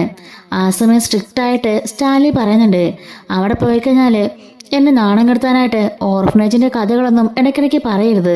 പിന്നെ പഴയ ഡ്രസ്സൊന്നും ഇടണ്ട. അതുപോലെ ആ സ്വർണം മാത്രം ഇട്ടാൽ മതി. നല്ലൊരു കൂടിയ ഡ്രസ്സുകളും. അയ്യേ, ഒരു വീട്ടിൽ നിൽക്കുമെന്നാ കൂടിയ ഡ്രസ്സുകൾ? അങ്ങനെയൊക്കെ വേണം. നമുക്കൊരു വില കിട്ടണമെങ്കിൽ നമ്മുടെ ഔട്ട്ലുക്കിലും അത് വേണം. കണ്ടിട്ടില്ലേ, നമ്മുടെ ലുക്ക് വെച്ചാണ് ഒരാൾ നമ്മൾ അളക്കുന്നത്. നമ്മൾ ഇട്ടിരിക്കുന്ന വാച്ച്, ഡ്രസ്സ്, ചെപ്പൽ, അങ്ങനെ നമ്മുടെ മൊത്തത്തിലുള്ള ഔട്ട്ലുക്ക് ഒരാൾ നോക്കും. അങ്ങനെയാ നമുക്കൊരു വില വീഴുന്നത്. അതിനെങ്കിലും മനസ്സിലാക്കിക്കോ നീ. അവിടെ പോയിട്ട് ഞാൻ അനാഥയാണെന്നും അനാഥാലയത്തിൽ വളർന്നെന്നൊന്നും വിളമ്പാൻ നിൽക്കണ്ട. മനസ്സിലായല്ലോ? നീ സ്റ്റാൻലി ജോസഫിൻ്റെ മകളാ. അത് മാത്രം ഓർത്താൽ മതി. അല്ല പപ്പ, അവിടെ പോയി കഴിയുമ്പം അവിടെ പ്രശ്നങ്ങളൊക്കെ ഉണ്ടാവില്ലേ? പ്രശ്നമൊക്കെ ഉണ്ടാവില്ല എന്നൊക്കെ അവിടെ എൻ്റെ അപ്പച്ചനുണ്ട്. അപ്പച്ചൻ നോയിക്കോളും. പിന്നെ നിന്നെ ആരെങ്കിലും എന്തെങ്കിലും പറഞ്ഞാൽ ഞാൻ ആ സ്പോട്ടിൽ അവിടെ എത്തും. അങ്ങനെ എൻ്റെ മകളെ ആരും ഒന്നും പറയാൻ ഞാൻ സമ്മതിക്കില്ല എന്ന് പറയുന്നുണ്ട്. ശരി പപ്പ, പോയിട്ടാണെന്ന് പറഞ്ഞുകൊണ്ട് കാറിൽ കയറി അലീന പോവാണ്. ഈ സമയം പൗലോസ് അവിടെ നിന്നുകൊണ്ട്, ഹോ സമാധാനം, അവൾ പോയി. ഇനിയിപ്പോൾ എൻ്റെ സ്വന്തം അടുക്കളയാ. അവൾ ഇനി എപ്പോൾ തിരിച്ചു തരുമോ എന്തോ. വരാതിരുന്നാൽ മതിയാ ഈശ്വര എന്ന് പറയുന്നുണ്ട്. സ്റ്റാൻലി മനസ്സിലാണ് അലീനെ പറഞ്ഞിരിക്കുന്നത്. അലീന പോയ പാടെ സ്റ്റാൻലിയുടെ മുഖം ആകെപ്പാടെ മാറി. അയാൾ വീണ്ടും മുറിയിലേക്ക് പോയിട്ട് മദ്യപിക്കാൻ തുടങ്ങി. ഇത്രയും ദിവസം വീടിന് ഒരു ഒച്ചയനക്കൊക്കെ ഉണ്ടായിരുന്നു. അവൾ കുറച്ച് ദൂരത്താണെങ്കിലും കുറച്ച് ദിവസത്തിനാണെങ്കിൽ പോലും പോയത് തനിക്ക് സഹിക്കാനാവുന്നില്ല എന്ന് സ്റ്റാൻലി മനസ്സിൽ പറഞ്ഞുകൊണ്ട് അവിടെ ഇരിക്കുകയാണ്. ഇതേ സമയത്ത് പുനലൂരിലാണെങ്കിലോ അവധക്കുട്ടി കുറച്ച് ഇറച്ചിയും അതുപോലെ ഫിഷും പിന്നെ ചിക്കനും മുട്ടയും അങ്ങനെ കുറേ സാധനങ്ങൾ വാങ്ങിച്ചുകൊണ്ട് കൊടുക്കുകയാണ്. ഇതൊക്കെ എത്രയും പെട്ടെന്ന് കുക്ക് ചെയ്യാൻ പറയുന്നുണ്ട്. സാന്ദ്രയ്ക്കാണെങ്കിലോ നല്ല ദേഷ്യം വരുന്നുണ്ട്. ആ വീട്ടിലെ പണി മൊത്തം ചെയ്യണം. അതിൻ്റെ കൂടെ റാണിയെ നോക്കണം, അതായത് ഷെറിനെ നോക്കണം, എല്ലാവർക്കും വെച്ച് വിളമ്പണം, അതിൻ്റെ കൂടെ വരുന്ന അലീനെ കൂടെ സൽക്കരിക്കണം എന്ന് പറഞ്ഞപ്പോൾ സാന്ദ്രയ്ക്ക് അത് ഒട്ടും കൊണ്ട് ദഹിക്കുന്നില്ല. മുറുമുറുത്തുകൊണ്ട് സാന്ദ്ര അതെല്ലാം ചെയ്തു വെക്കുന്നുണ്ട്. അപ്പച്ചനോട് മറുത്ത സാന്ദ്ര ഒന്നും പറയാറില്ല കേട്ടോ. അതുകൊണ്ടാണ് എല്ലാം ചെയ്തു വെക്കുന്നത്. ഉച്ചയോടുകൂടി അലീന അവിടെ എത്താറായി. അവധക്കുട്ടി ആകെപ്പാടെ എക്സൈറ്റ്മെന്റിലാണ്. സിറ്റൗട്ടിലൂടെ അങ്ങോട്ടും ഇങ്ങോട്ടും നടക്കുന്നുണ്ട്. അയാൾക്കാണെങ്കിലോ വല്ലാത്തൊരു സന്തോഷം. ഒരു മനസ്സിനകത്ത് പൂത്തിരി കത്തുന്നൊരു പ്രകൃതിയാണ്. തൻ്റെ ചിന്നമ്മ തൻ്റെ വീട്ടിലേക്ക് വരുന്നു. 23 വർഷങ്ങൾക്ക് മുമ്പ് മരണപ്പെട്ടു പോയതാണ് തൻ്റെ ചിന്നമ്മ. അവളുടെ കാലുകൾ വീണ്ടും ഈ മുറ്റത്തേക്ക് എടുത്തു വെക്കാൻ പോവാ. അത് ഓർത്തുകൊണ്ട് അപ്പച്ചൻ ഇരിക്കപ്പുറത്തില്ല. ആൽബി റോബി സാന്ദ്രയേക്കാൻ ചോദിക്കാണ്, എന്താ അപ്പച്ച, ഇതുവരെ ഇങ്ങനെ കണ്ടിട്ടില്ലല്ലോ. എടാ, എൻ്റെ കൊച്ചുമോൾ ഇപ്പോഴും എത്തുവടാ. എൻ്റെ അപ്പച്ച, അതിന് ഇത്രമാത്രം എക്സൈറ്റ്മെന്റ് വേണോ? എങ്കിലും അപ്പച്ചൻ്റെ ഈ മാറ്റമാണ് ഞങ്ങൾക്ക് മനസ്സിലാവാത്തത്. എടാ, അവളിങ്ങോട്ട് വന്നോട്ടെ, മാറ്റം നിങ്ങൾക്ക് മനസ്സിലാവും എന്താണെന്ന് എന്നും പറഞ്ഞുകൊണ്ട് അങ്ങോട്ടും ഇങ്ങോട്ടും നടന്നുകൊണ്ടിരിക്കുകയാണ്. അപ്പോഴേക്കും കൊട്ടാരമറ്റം തറവാട്ടിലേക്ക് ആ സ്റ്റാലിയുടെ കാറ് കടന്നു വരുന്നുണ്ട്. ദേടാ വന്നു, എൻ്റെ മോളെത്തിയടാ എന്നും പറഞ്ഞുകൊണ്ട് ഭയങ്കര സന്തോഷത്തില് മുറ്റത്തേക്ക് ഇറങ്ങാണ്. അപ്പച്ച പതിയെ അലച്ചല്ലേ വീഴണ്ട, നീ പോടാ വന്ന്, ഞാൻ അങ്ങനെ ഇങ്ങനൊന്നും വീഴില്ല എന്നും പറഞ്ഞുകൊണ്ട് പുറത്തേക്ക് ഇറങ്ങുന്നുണ്ട്. കാർ തുറന്ന് ബൈജു ഇറങ്ങാണ്. പുറകിൽ നിന്നും അലീനയുടെ ചെറിയൊരു ബാഗ് എടുക്കുന്നുണ്ട്. ഫ്രണ്ടിലത്തെ ഡോർ തുറന്ന് അലീന ഇറങ്ങുന്നുണ്ട്. അലീനയെ കാണാൻ വേണ്ടി കാത്തിരിക്കുകയാണ് ആൽബി റോബി സാന്ദ്രയൊക്കെ. കാരണം അത്രയ്ക്കുമാണല്ലോ ബിൽഡേപ്പ് നമ്മുടെ മുത്തശ്ശൻ കൊടുത്തിരിക്കുന്നത്. ഇറങ്ങിയ അലീനയെ കണ്ട് ശരിക്കും ഞെട്ടുന്നുണ്ട് നമ്മുടെ ആൽബി റോബിയും. അവർ അന്താളിച്ച് നിൽക്കുകയാണ്. അപ്പോൾ ഇത്രയും നേരം അലീനെ പറപറപ്പിക്കുന്നവർ നിന്ന ആൽബി റോബിയാണെങ്കിലോ ആ മുഖം കണ്ട് അന്താളിച്ച് നിൽക്കുന്നുണ്ട്. മോളെന്ന് പറഞ്ഞുകൊണ്ട് അപ്പച്ചൻ ഓടി ചെല്ലുന്നുണ്ട്. അപ്പച്ചാന്ന് പറഞ്ഞ് അലീനയെ വന്ന് കെട്ടിപ്പിടിക്കാണ്. ബൈജു അപ്പോഴേക്കും ബാഗും കൊണ്ട് അകത്തേക്ക് കയറി വരുന്നുണ്ട്. മോളെ അലീന, ഇത് നിന്റെ കൊച്ചന്മാരാ. ആൽബർട്ടും റോബർട്ടും ആൽബി റോബി എന്ന് വിളിക്കും. ഇത് നിന്റെ കൊച്ചമ്മന്ന് പറയാം. ഇവളുടെ പേര് സാന്ദ്ര എന്ന് പറയുന്നുണ്ട്. നമസ്കാരം എന്ന് എല്ലാവർക്കും പറയുന്നുണ്ട്. ആൽബി റോബിയും പരിഭ്രമിച്ചിങ്ങനെ നിൽക്കുകയാണേ. എടാ ആൽബി റോബി, മിഴിച്ചു നിൽക്കാതെ ഇങ്ങോട്ടൊന്ന് നോക്കടാ. ഇപ്പം എങ്ങനെയുണ്ടടാ? ഇതെൻ്റെ ലാലിച്ചൻ്റെ മോള് തന്നെയാണോടാ? നിനക്ക് വിശ്വാസമുണ്ടോ എന്ന് ചോദിക്കുകയാണ്. അപ്പോൾ ആൽബി റോബർട്ടും ഒന്നും മിണ്ടാതെ നിൽക്കുന്നുണ്ട് കേട്ടോ. അപ്പോൾ സാന്ദ്ര ചോദിക്കുകയാണ്, എന്താ ചായ, എന്ത് പറ്റി? എന്താ ഇവൾക്ക് 6 ഷേപ്പാ എന്ന് ചോദിക്കുന്നുണ്ട്. അവളുടെ ടെൽസാമോളുടെ ചെറിയൊരു ഷേപ്പ് എനിക്ക് തോന്നിക്കുന്നുണ്ട്, അല്ലാതെ വേറെ 6 ഷേപ്പും തോന്നിക്കുന്നില്ലല്ലോ എന്നൊക്കെ സാന്ദ്ര പറയുമ്പോൾ, എടി ഇതെൻ്റെ അമ്മ ചിന്നമ്മയാ എന്ന് ആൽബർട്ട് പറയാണ്. ചിന്നമ്മയോ? നീ എൻ്റെ അമ്മേനെ കണ്ടിട്ടില്ലല്ലോ. നമ്മുടെ വിവാഹത്തിന് മുമ്പ് തന്നെ അമ്മ മരിച്ചു പോയതല്ലേ. അമ്മയുടെ തനു സ്വരൂപം ഒരു മാറ്റമില്ല. അമ്മ മരിക്കുന്ന സമയത്ത് ഇതേ മുഖഷേപ്പായിരുന്നു. ഇത് തന്നെ പൊക്കവും വണ്ണവും മുടിയും ആ ചിരിയും എല്ലാം ഒരു മാറ്റവും ഇല്ല. ഇപ്പൊ മനസ്സിലായില്ലടാ ആൽബേ റോബി, ഞാൻ എന്തുകൊണ്ടാ ഇവളങ്ങ് മയങ്ങിപ്പോയെന്ന്. എൻ്റെ ചിന്നമ്മയാടാ ഇത്, എൻ്റെ ചിന്നമ്മ. ചിന്നമ്മ മരിച്ച ഏകദേശം 10-15 ദിവസം കഴിഞ്ഞപ്പോഴാ ഇവള് ജനിച്ചത്. എന്ത് ചെയ്യാനാ? എന്താടാ നീയൊക്കെ നിന്ന് നിപ്പിലങ്ങ് ഉറഞ്ഞു പോയോ? ഇപ്പം മനസ്സിലായില്ലേടാ ഞാൻ എന്തുകൊണ്ടാ ഇവളുടെ മുമ്പിൽ മുട്ടുകുത്തിയേന്? അപ്പോഴേക്കും ആൽബി റോബി കൊണ്ട് ഇറങ്ങി വന്നിട്ട് ബാ കയറി വായെന്നും പറഞ്ഞ് സ്നേഹത്തോടെ വിളിക്കുകയാണ്. അപ്പം സാന്ദ്ര ചോദിക്കുകയാണ്, ഇതെന്ത് മറിമായം? ഇത്രയും നേരം ഇങ്ങനെയൊന്നും അല്ലായിരുന്നല്ലോ. നീയേ എങ്ങളുടെ അമ്മച്ചിയെ കണ്ടിട്ടില്ലല്ലോ, അതുകൊണ്ടാ ഇങ്ങനെയൊക്കെ പറയുന്നേ എന്നും പറഞ്ഞുകൊണ്ട് അലീനയും കൂട്ടി അകത്തേക്ക് കയറിപ്പോവാണ്. അങ്ങനെ ആൽബി റോബിയും അതുപോലെ അപ്പച്ചനും എല്ലാവരും കൂടിയിട്ട് അലീനേനെ സ്വീകരിച്ച് അകത്തേക്ക് കൊണ്ടുപോകുന്നുണ്ട്. അവിടെ ചെന്ന് സോഫയിൽ അലീന ഇരിക്കുകയാണ്. ഇത് കണ്ടോടാ, എൻ്റെ ചിന്നമ്മയെ കണ്ടോടാ എന്ന് ചോദിച്ചുകൊണ്ട് അപ്പച്ചൻ ഭയങ്കര സന്തോഷത്തിലാണ്. ഈ അടുത്തിടെയെങ്കിലും അപ്പച്ചനെ ഇത്ര സന്തോഷത്തിൽ കണ്ടിട്ടില്ലല്ലോ അപ്പച്ച എന്ന് പറയുമ്പം പിന്നെ എങ്ങനാടാ കാണുക? അപ്പോഴേക്കും സാന്ദ്രയുടെ അപ്പച്ചൻ പറയുന്നുണ്ട്, നീ ആൽബം എടുത്തണോന്നേ, ഞാനൊരു കൂട്ടാൻ കാണിക്കാം. അങ്ങനെ സാന്ദ്ര പോയിട്ട് ആൽബം എടുത്തുകൊണ്ട് വരികയാണ്. അവതക്കുട്ടിയുടെയും ചിന്നമ്മയുടെയും കല്യാണ ഫോട്ടോ കാണിക്കുന്നുണ്ട്. ഇത് കണ്ടോ നീ എന്ന് ചോദിക്കുമ്പം അസല് അലീന തന്നെ. അലീനനെ എടുത്ത് അവിടെ പറിച്ചു വെച്ചതുപോലെ ഉണ്ട് കേട്ടോ, അതുപോലെ തന്നെയാണ് ആ ഫോട്ടോയിൽ. അപ്പോൾ സാന്ദ്രയ്ക്കും കാര്യം മനസ്സിലായി. ഒരാളെ പോലെ 7 പേരുണ്ടെന്നല്ലേ പറയുന്നത്, 2 പേര് ഇവിടെയുണ്ട്, ബാക്കി 5 പേരിന് എവിടെയാണാവോ എന്ന് ചോദിക്കുന്നുണ്ട്. പല തലമുറകളായിട്ട് കടന്നു വന്നതല്ലേ, ഏതെങ്കിലുമൊക്കെ തലമുറയിൽ ഇങ്ങനെ കാണുമായിരിക്കും എന്ന് ചിരിച്ചുകൊണ്ട് എല്ലാവരും പറയാണ്. നീ നോക്കി നിൽക്കാതെ മൂക്ക് കുടിക്കാനെന്തെങ്കിലും എടുക്ക് എന്ന് പറയുമ്പോഴേക്കും സാന്ദ്ര പോയി ജ്യൂസുമായിട്ട് വരുന്നുണ്ട്. അതിലേക്ക് ജ്യൂസ് കൊടുക്കുകയാണ്. ആൽബി റോബിക്കും ഭയങ്കര ഹാപ്പി ആയിട്ടോ. അപ്പോൾ ആൽബി ചോദിക്കുന്നുണ്ട്, അല്ല റീത്താമ്മയൊക്കെ ഭയങ്കര പ്രശ്നമല്ലേ അപ്പച്ച? അലീനയും കൂട്ടിക്കൊണ്ട് ഇങ്ങോട്ട് വന്നെന്ന് അറിഞ്ഞാൽ അതിലും വലിയ വിഷയം ഉണ്ടാക്കില്ലേ? അവളിങ്ങോട്ട് വരട്ടടാ, അവളുടെ ബാക്കി ഞാൻ പറഞ്ഞു കൊടുക്കാം. എൽസം എന്തായാലും വഴക്കിന് വരില്ലെന്ന് നമുക്ക് ഉറപ്പാ. പിന്നെ വരുന്നത് റീത്താമ്മയാ, അവക്കിട്ടുള്ളത് ഞാൻ കൊടുത്തോളാമെന്ന് അപ്പച്ചൻ പറയുന്നുണ്ട്. സാന്ദ്രയാണെങ്കിലോ അടുക്കള പോയിട്ട് മുറുമുറുക്കാണ്. എന്തൊക്കെയാണെങ്കിലും സാന്ദ്രയ്ക്ക് ഒട്ടും അങ്ങോട്ട് പിടിച്ചിട്ടില്ല. വേറൊന്നുമല്ല, തന്നെ ജോലി ചെയ്യണ്ടേ, അതുകൊണ്ടാണ് കേട്ടോ. ഇത്രയും പേർക്ക് വെച്ച് വിളമ്പണം, അതിൻ്റെ കൂട്ടത്തിൽ ഒരാളും കൂടി വന്നിരിക്കുന്നു. എല്ലാം കൂടെ സാന്ദ്രയ്ക്ക് നല്ല ദേഷ്യം വരുന്നുണ്ട്. അങ്ങനെ ജ്യൂസ് കുടിച്ച് കഴിയുമ്പോഴേക്കും അലീനയോട് കഴിക്കാൻ വരാൻ പറയുന്നുണ്ട്. അങ്ങനെ അലീനയും കൂട്ടിക്കൊണ്ട് അപ്പച്ചൻ ഹാളിലേക്ക് ഡൈനിങ് ടേബിളിലേക്ക് ചെല്ലാണ്. ആൽബി റോബിയും കൂടെ തന്നെയുണ്ട്. സാന്ദ്ര മോളെ അങ്ങോട്ട് വിളമ്പി കൊടുക്ക് എൻ്റെ കൊച്ചിന് എന്നും പറഞ്ഞുകൊണ്ട് വിളമ്പിക്കുകയാണേ. അങ്ങനെ എല്ലാ ഐറ്റവും വിളമ്പി കൊടുക്കുമ്പോൾ മതി അപ്പച്ച, എനിക്ക് മതി, മിക്കവാറും ഞാനിപ്പോൾ 10 കിലോ കൂടിയിട്ടുണ്ടാവും. കേണലിലെ വീട്ടിലെ ഫുഡും ഇവിടുത്തെ ഫുഡും കൂടെ പിന്നെ പറയണ്ട എന്നൊക്കെ പറഞ്ഞുകൊണ്ട് കഴിക്കുന്നുണ്ട്. അങ്ങനെ അലീന ഇതുവരെ എവിടെയായിരുന്നു? പാലിലെ കഥകൾ, അങ്ങനെ പല പല കാര്യങ്ങളും റോബി ആൽബിയും ചോദിച്ച് മനസ്സിലാക്കുന്നുണ്ട്. ബൈജനെ കുറിച്ചുള്ള കാര്യങ്ങളും ചോദിച്ച് മനസ്സിലാക്കാണ്. എങ്ങനെയാണ് സത്യങ്ങളെല്ലാം അറിഞ്ഞെന്നും ഇവിടം വരെ എത്തിയെന്നുള്ള കാര്യങ്ങളെല്ലാം അലീന പറഞ്ഞു കേൾപ്പിക്കുന്നുണ്ട്. സാന്ദ്രയ്ക്കും എല്ലാം മനസ്സിലാവുകയാണ്. ആ സമയത്താണ് ഷെറിന്റെ മുകളിൽ നിന്നും ബഹളം കേൾക്കുന്നത്. അവിടെ ആരാ എന്ന് ചോദിക്കുമ്പം അത് ലാലിച്ചന്റെ ഏറ്റവും ഇളയ സഹോദരിയാ. റാണിന്ന് ഞങ്ങൾ വിളിക്കും, പേര് ഷെറിൻ. അതെന്താ പൂട്ടിയിട്ടേക്കുന്നേ എന്ന് ചോദിക്കുമ്പം അവൾക്ക് ലേശം പ്രശ്നമുണ്ട് എന്ന് പറയുന്നു കേട്ടോ. ഓഹോ, അങ്ങനെയാണോ എന്ന് അലീന ചോദിക്കുകയാണ്. ഭക്ഷണമെല്ലാം കഴിച്ചു കഴിഞ്ഞിട്ട് സാന്ദ്ര പാത്രമെല്ലാം പറക്കിക്കൊണ്ടിരിക്കുകയാണ്. ഈ സമയത്ത് അപ്പച്ചനും മക്കളൊക്കെ ഇരുന്നിട്ടങ്ങ് പോയിട്ടോ. ടേബിൾ നിറയെ പാത്രം.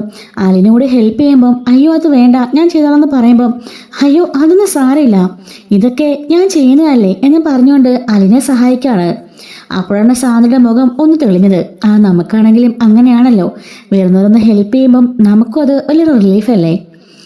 അങ്ങനെ അകത്തേക്ക് പോകുന്ന സമയത്ത് അലീന ചോദിക്കാണ്, അല്ല ഇവിടെ ജോലിക്കാരികളൊന്നും ഇല്ലേ? ഒരാളുണ്ട്, രാവിലെ വരും, മുറ്റമേക്കാൻ തൂത്തുവാരി പെരയേക്കാൻ തൂത്തുവാരി അടിച്ചവരോടങ്ങ് പോകും, വേറെ ജോലിക്കൊന്നും ആളെ കിട്ടാനില്ല. അല്ല അവരോടന്നെ പറഞ്ഞാൽ പോരെ ഇവിടെ നിൽക്കാനായിട്ട്? അങ്ങനെ നിൽക്കില്ലെന്നേ, അവർക്കൊക്കെ വേറെ ഒരുപാട് സ്ഥലത്ത് ജോലിയുണ്ട്, ക്യാഷ് എക്സ്ട്രാ കൊടുക്കാന്ന് പറഞ്ഞിട്ട് പോലും അവർ നിൽക്കില്ല. കാരണം ഫുൾ ടൈം നിന്നാല് ഇരട്ടി പണിയാണെന്ന് അവർക്കറിയാം. അവരിങ്ങനെ 5-6 വീട്ടിൽ പോയിട്ട് രാവിലത്തെ ജോലി തീർത്തിട്ട് പോയാൽ അവർ ഉച്ചയാകുമ്പോൾ വീട്ടിലേക്കില്ല. ഇവിടെ അങ്ങനെയല്ലല്ലോ, അതുകൊണ്ട് ആരും നിൽക്കാനില്ല, എത്ര കാശെല്ലാം കൊടുക്കാമെന്ന് പറയുന്നുമുണ്ട്. അങ്ങനെ പറഞ്ഞുകൊണ്ട് രണ്ടുപേരും അടുക്കളയിലേക്ക് ഇതെല്ലാം പറക്കി വെക്കുന്നുണ്ട്. അങ്ങനെ എല്ലാം റെഡിയാക്കിയിട്ട് പാത്രം കഴുകാൻ തുടങ്ങാണ് സാന്ദ്ര. അങ്ങോട്ട് മാറി നിൽക്ക്, ഞാൻ കഴുകാം. അയ്യോ വേണ്ട വേണ്ട, അലീന കുഞ്ഞ് ഈ വീട്ടിലെ ഗസ്റ്റ് അല്ലേ, അങ്ങനെ ചെയ്യണ്ട, എങ്കിലേ നമുക്ക് രണ്ടുപേർ കൂടെ ചെയ്യാം. വർത്താനമൊക്കെ പറഞ്ഞ് ഇങ്ങനെ ചെയ്യുന്നത് എനിക്ക് വലിയ ഇഷ്ടമാണ്. ഞാൻ നേരത്തെ നിന്നത് പാലയിലെ വീട്ടിലാണ്, എൻ്റെ അനുജത്തിമാരുടെ കൂടെ. അവിടെ എൻ്റെ അമ്മയ്ക്ക് എന്നെ അറിയില്ലെന്ന് ഞാൻ പറഞ്ഞല്ലോ, പക്ഷെ എൻ്റെ അനുജത്തിമാരിൽ ഒരാൾക്ക് എന്നെ അറിയാം, അനിയനും ഉണ്ട് ഒരാൾ. ഞങ്ങളെല്ലാവരും കൂടി ഒരുമിച്ച് നിന്ന അടുക്കളയിലെ ജോലി.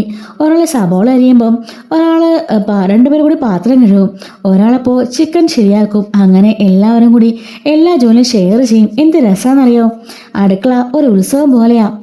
അപ്പോൾ സാന്ദ്ര പറയാണ്, ഇവിടെ ഞാൻ മാത്രമേ ഉള്ളൂ. ശരിക്കും പറഞ്ഞാൽ വല്ലാത്ത മടുപ്പാ ചില സമയത്ത്.